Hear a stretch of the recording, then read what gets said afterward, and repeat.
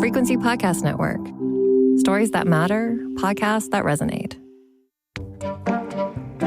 If you think something is inherently wrong, do you feel justified in doing something about it, even if what you're doing is illegal? That's the fascinating Robin Hood-like debate that's emerged out of a wild story that took place in Toronto this past week. The city of Toronto has 75 automated speed cameras. They snap a picture of driver's license plates and mail them a ticket if they're going over the posted speed limit. They have, as you may imagine, been polarizing, so much so that one high-profile camera had been repeatedly vandalized over the past couple of months. But early this past Tuesday morning, under the cover of darkness, somebody or a group of people vandalized a slew of the cameras overnight right across the city in what looked like a coordinated event. It was the big top story in Toronto news. In-depth team coverage. As the city slept, they fell one by one. The tally is now in. The Great Speed Camera Revolt of 2025 has taken 16 offline. But does the story speak to something more? A copycat crime, a want for celebrity, a desire to be a Robin Hood, or a pushback against growing surveillance?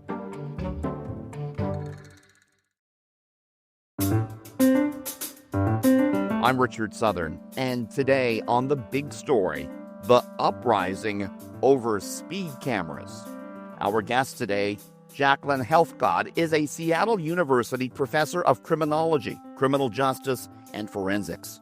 Professor, thanks for joining us today on The Big Story. Thank you for having me. First of all, what does that tell you that, someone or a group of people coordinated to chop 16 of these cameras down? What do you see in that? Well, I know there's been a lot of media attention to the issue. And so, it has the copycat effect on the crime, in the sense that when people are seeing images of these types of crimes, that can have an effect on people mimicking the behavior. I'm not sure yet if they've uncovered who the perpetrators are, how many, but certainly from my understanding of it, it's potentially more than one individual. They haven't uncovered who it is. The police held a news conference and released some grainy images of at least one individual. You really couldn't make out their face. But, you're right that it has been in the local Toronto news for some time. There was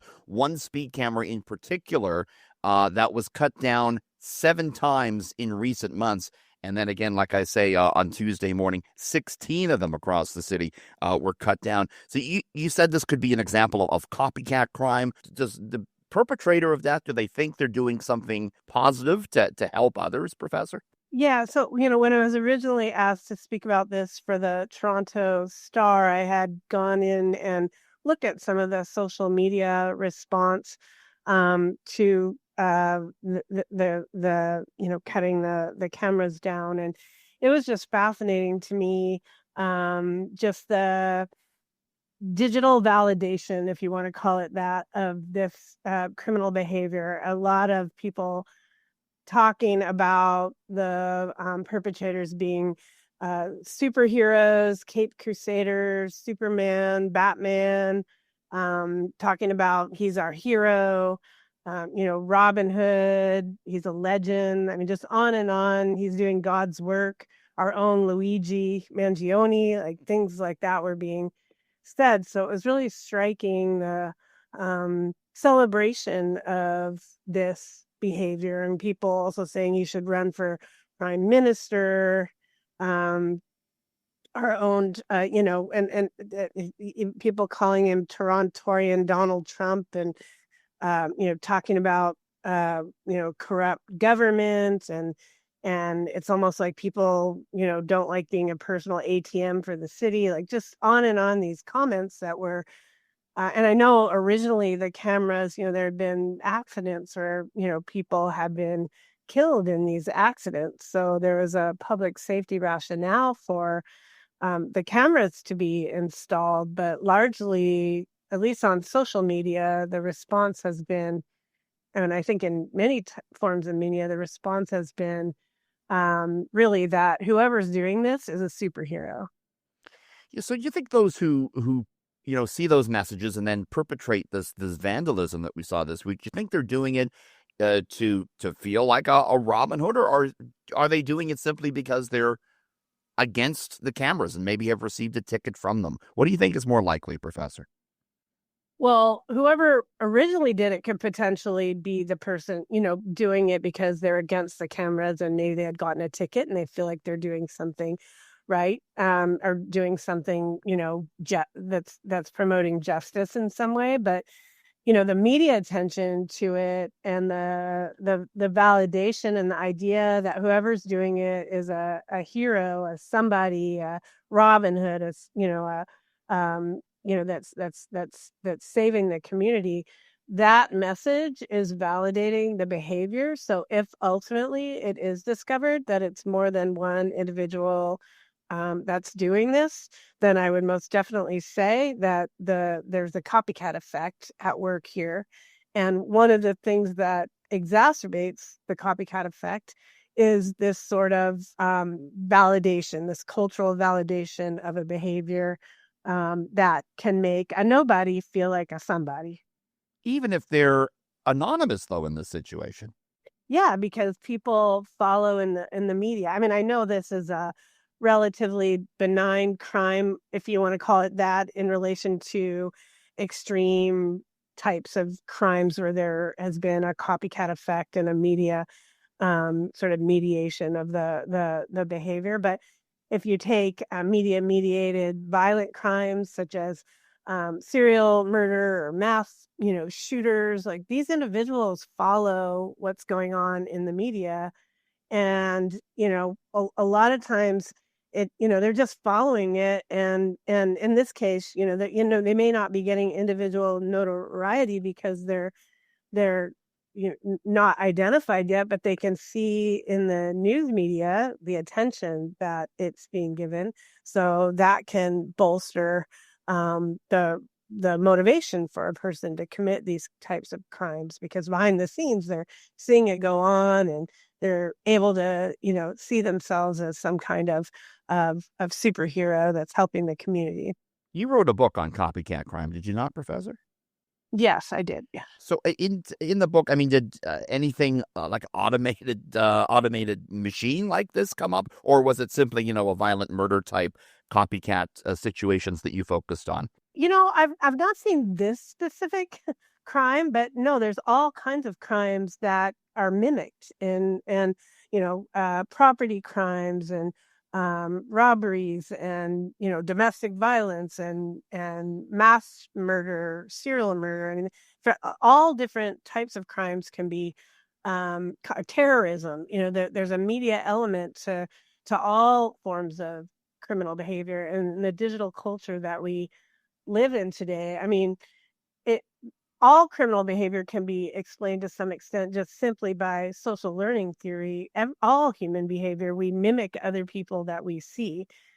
But what's interesting from in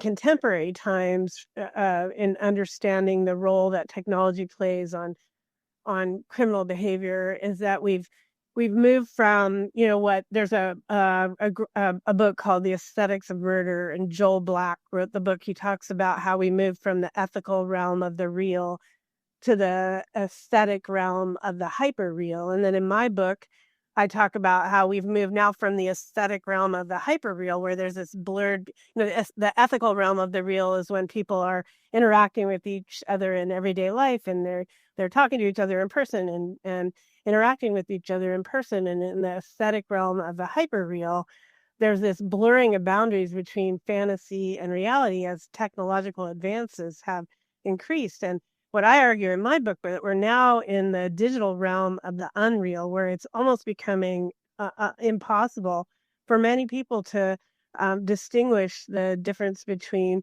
real life, and fictional life, fantasy and reality. So in contemporary culture, the way that influences criminal behavior is that we're all just inundated with digital images that are, and now with AI, we don't even know what images are real and what are not real. And just the immersion for all of us in this digital culture creates a situation where the social learning that used to back in the day take place just in the ethical realm of the real and everyday interactions is taking place in this digital realm of the unreal, where there's this blurring of boundary between fantasy and reality. And we also live, in a culture where, people are seeking celebrity. And the interesting thing about digital culture is everybody can be celebrity now with social media and TikTok and Instagram and YouTube and it creates a situation where anyone can be a celebrity. And you've got these people who I call in my book edge sitters. Anyone can potentially be an edge sitter. This is that someone who's sitting on that fence between committing a crime and not committing a crime. And digital culture creates a social learning environment where a person can see an image and think, wow, that can make me, who maybe a person feels like a nobody and they want to be a somebody, and they feel that they can get celebrity status, and that's just one of many things that can exacerbate the copycat effect. What's going on in Toronto, it's pretty extreme in terms of the majority of the comments that I've seen are celebrating whoever is doing this. So anybody who's an edge sitter that's just, I don't know, bored, or it's difficult to know the person's motivation, but a person sitting on the edge, thinking about doing a crime, or sitting on the edge because they're feeling like they need, they want to feel like a somebody. This can give fuel to that fire, so to speak, that could push that person over the edge. Did you think it's very fascinating. Do you think, therefore, that it's maybe likely that the person or persons responsible for this may out themselves to get that celebrity status they may be seeking? Maybe, but maybe not. Like, it's not necessary to out themselves to get that celebrity status. If somebody's motivated, if a person's doing this and they're not getting caught, and they're already seeing all of this chaos being, going on around this in the news media, they can get that satisfaction without getting caught. If they get caught, they're going to have to, deal with real life consequences. If they're sitting behind a screen watching all of this happen, that's, where a lot of people these days are comfortable, is just sitting behind a screen, and that motivation can be driven just by watching what's going on.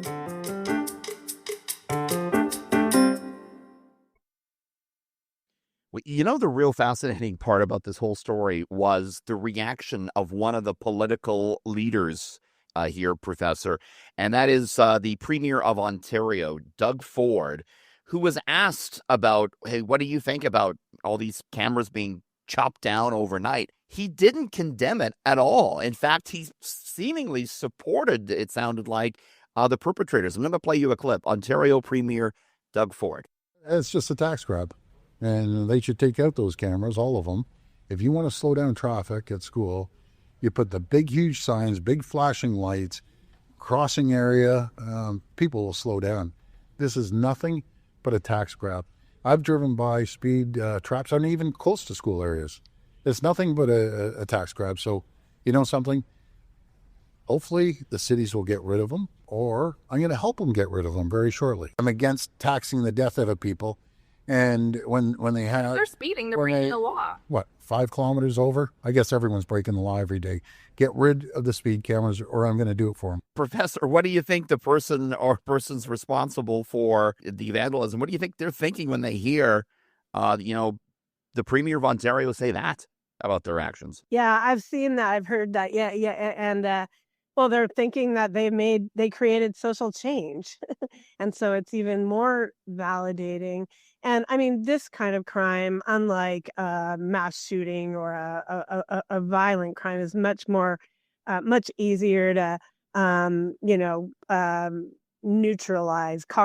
neutralize in anyone's mind. But seeing a political leader agreeing with it would just add more validation to it. But one of the reasons why this is taking off so much with so much support is because it is something that is causing controversy. It's not something that clearly everyone would be against. But what's another thing that's really interesting to me in seeing this is, after 9/11, we went from people being very suspicious of surveillance to people not questioning surveillance at all. And it's really interesting to see this around these cameras, people questioning surveillance. I know there's been questioning of body worn cameras for police and shot spotter type of surveillance and communities. I know here in the United States but just this questioning of surveillance is an interesting thing in the post 9/11 era that's taken us back. You think that could be part of this story, that maybe it's not just the tickets I'm getting from the cameras, it's that I may be a little bit uncomfortable with being watched? Yeah, there's definitely an element to that in the questioning of this. But and that's again what's fueling the fire and creating a cultural validation of this criminal behavior. But it has the potential of changing the notions of whether or not this is or is not a criminal behavior, and whether it's a criminal behavior to actually have the surveillance cameras up in the first place. So it's just creating a lot of discourse around the ethics of all of this and the implications of it all. You mentioned the word ethical a few times. I mean, the perpetrator might well think, they're doing the ethical thing by getting rid of the cameras, right? Right, and that's one of the things that exacerbates the copycat effect. I teach a class at Seattle U called Murder Movies and Copycat Crime, which is, teaches students to look at the stories that are being told in movies, TV, media, social media, to analyze that for the copycat effect. And when you have stories that have a moral ending that resonates with people, people are much more likely to mimic that. I mean, we all look to media, to movies, just look around us for the stories of, how we should be. And this is playing out, this whole issue of whether surveillance is okay in this regard in Toronto. It's a moral story that's playing out. And if, people who are prone to break the law are hearing the message that they're going to be the hero of the city to save everyone from this cash grab, then that's going to exacerbate the copycat effect, even if it's not the person that if it's the person that hasn't started it. So it has the potential to multiply the number of people who are engaging in this behavior.